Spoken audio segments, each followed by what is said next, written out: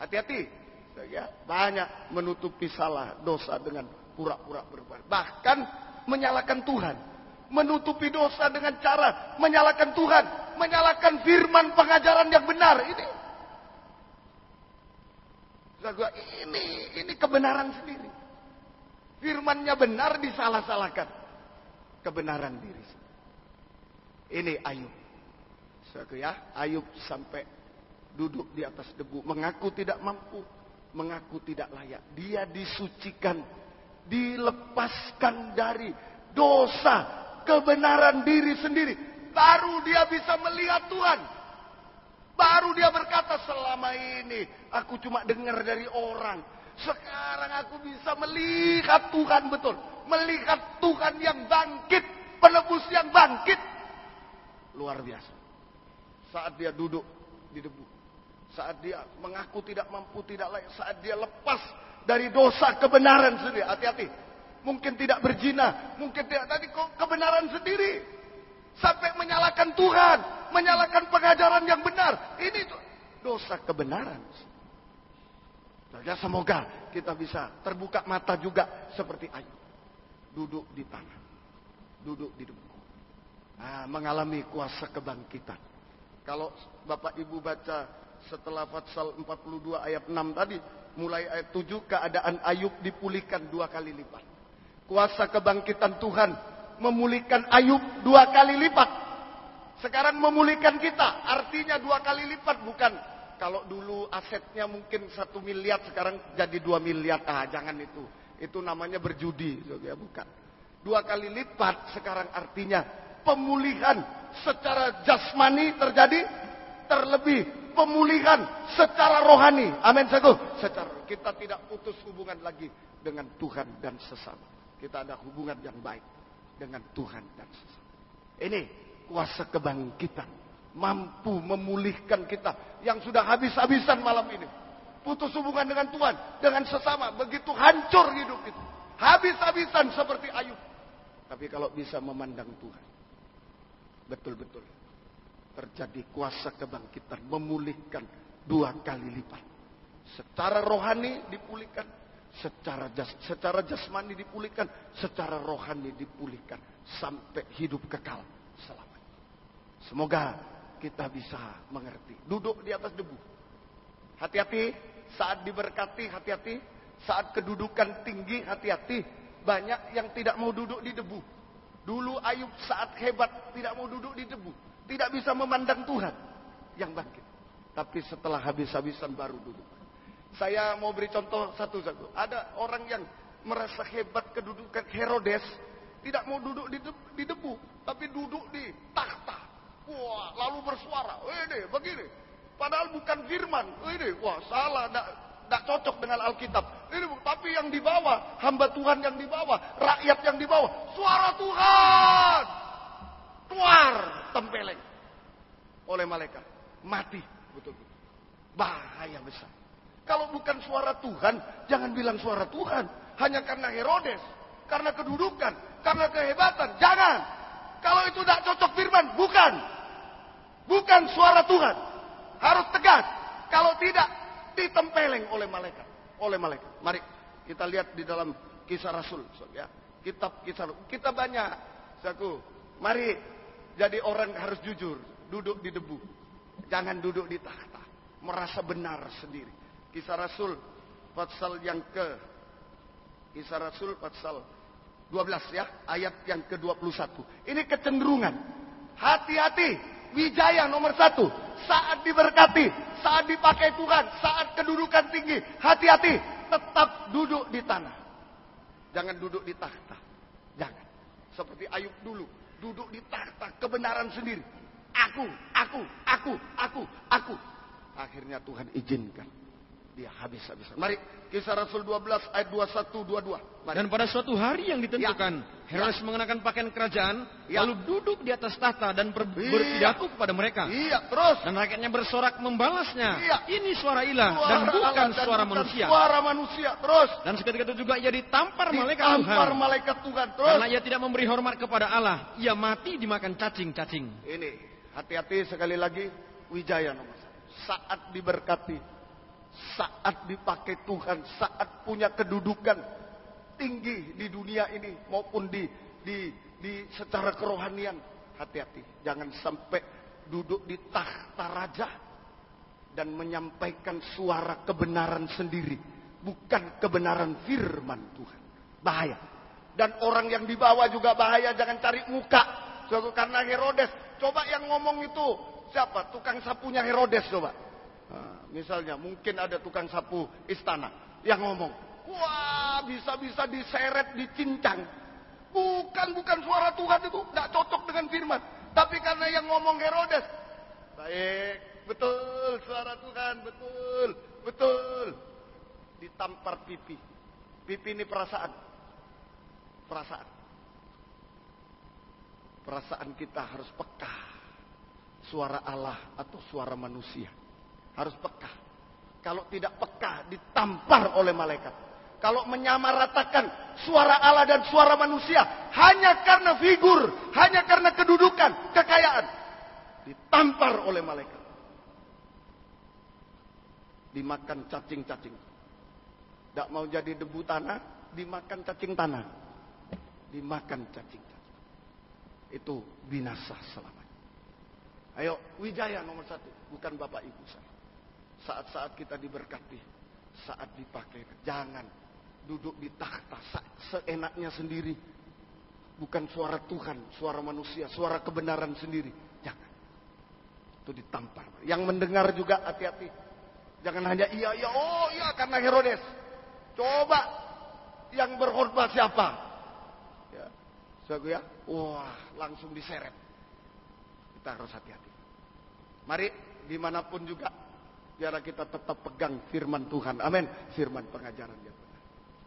Semoga kita mengerti. Ayub bisa melihat Tuhan saat dia duduk. Dia penebus yang bangkit. Ayub dipulihkan 2 kali lipat. Yang sedang dalam ujian habis-habisan, jangan putus asa. Malam ini hanya duduk di tanah, mengaku saya tidak mampu, tidak lain. Itu memandang Tuhan. Dan betul-betul kita mengalami kuasa kebangkitan, pemulihan 2 kali lipat. Yang jasmani dapat, yang rohani dapat, dipulihkan dan sampai masuk kerajaan surga yang kekal. Ini contoh pertama perjanjian lama. Contoh yang kedua perjanjian baru. Perjanjian baru. Mari kita lihat Injil Yohanes pasal 20. Injil Yohanes pasal yang ke-20. Contoh kedua adalah perjanjian baru. Rasul-rasul, pelayan-pelayan Tuhan, murid-murid Tuhan, pelayan-pelayan Tuhan. Murid itu orang dalam pengajaran juga.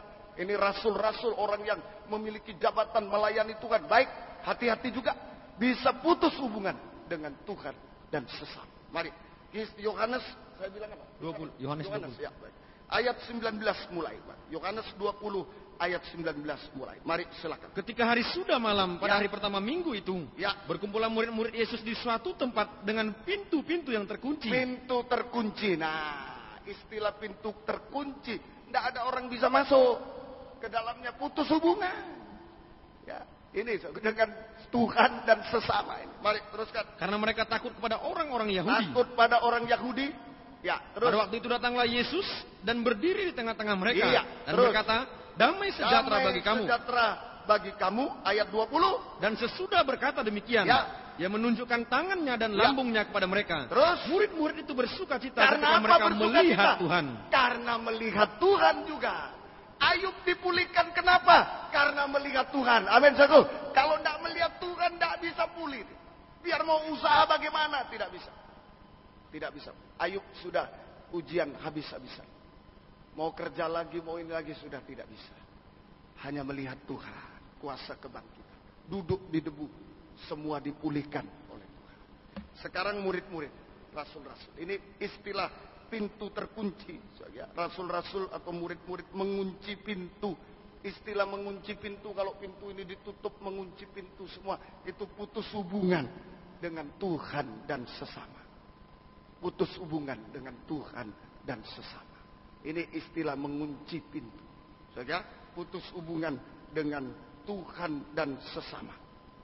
Sama dengan berada dalam suasana ketakutan, stres. stres.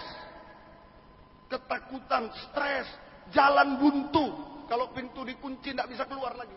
Kemanapun tidak bisa. Jalan buntu. Ayo, mungkin keadaan kita seperti Ayub. Habis-habisan. Semua habis, hancur. Melihat Tuhan. Kuasa kebangkitan menolong. Mungkin keadaan seperti rasul-rasul. Seperti murid Tuhan, seperti pelayan-pelayan hamba-hamba Tuhan yang hebat ini. Pintunya dikunci. Sehingga ketakutan, keadaannya takut. Aduh, om baru saya bangun gereja. Sudah ada gereja di samping saya. Waduh. Ya. Nah ini saya bercerita di jemaat di Malang terjadi ini peristiwa yang lucu. Ya, jadi dua orang pengusaha ini sama-sama menyewa ruko yang berdampingan. Sama-sama menyewa ruko yang berdampingan. Sama-sama renovasi. Wah, ya baik mungkin waktu renovasi. Oh renovasi, ya perbaiki, ya perbaiki.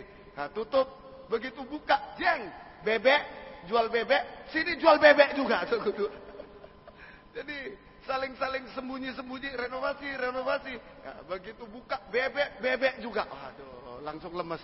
Ya bagaimana? Bebek. Nah, ini ketakutan banyak. Ketakutan hari-hari ini. Stres hari-hari ini. Karena ekonomi, karena stres. Persaingan begitu.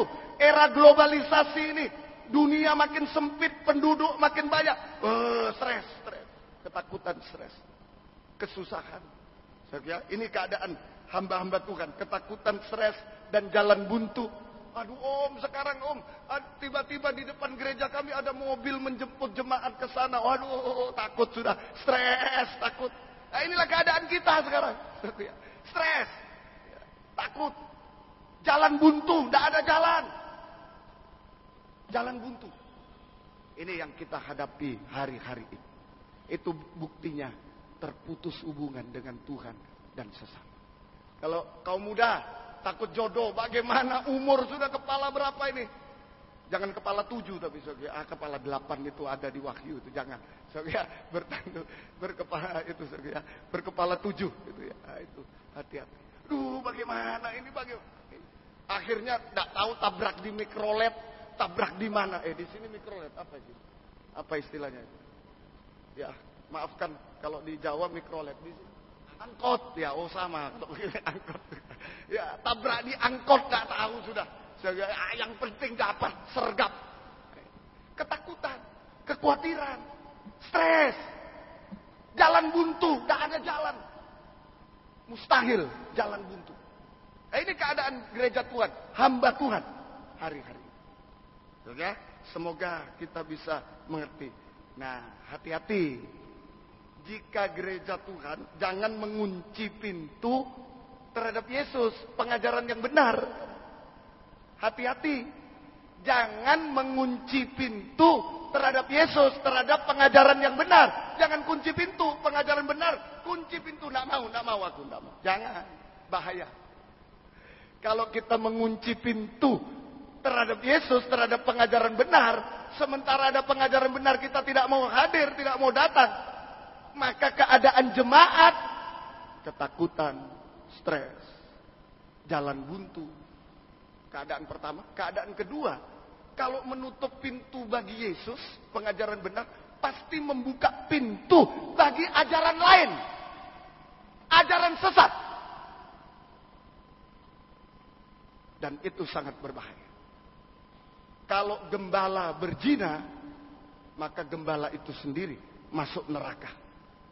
Tapi kalau gembala membuka diri pada ajaran lain, ajaran sesat, dia khotbahkan di tengah sidang jemaat, maka sidang jemaat semua masuk. Ada yang bilang, masa 1000, 2000 masuk neraka? Loh, tidak baca Alkitab itu namanya. Masa satu gereja, umpama ini gedung besar, satu gereja ini 5000 orang masuk neraka semua? Oh, tidak baca Alkitab. Zaman Nuh, satu dunia cuma 8 yang selamat. Kok sekarang menantang? Masa satu gedung ini, kalau misalnya yang ngajar ajaran sesat, satu gedung 5000 ini masuk neraka? Wah, masa? Loh, kok tidak baca Alkitab? Satu dunia masuk semua, kecuali 8. Oh, jangan main-main. Tuhan baik? Tuhan baik? Loh, kok satu dunia binasa cuma 8? Baik enggak?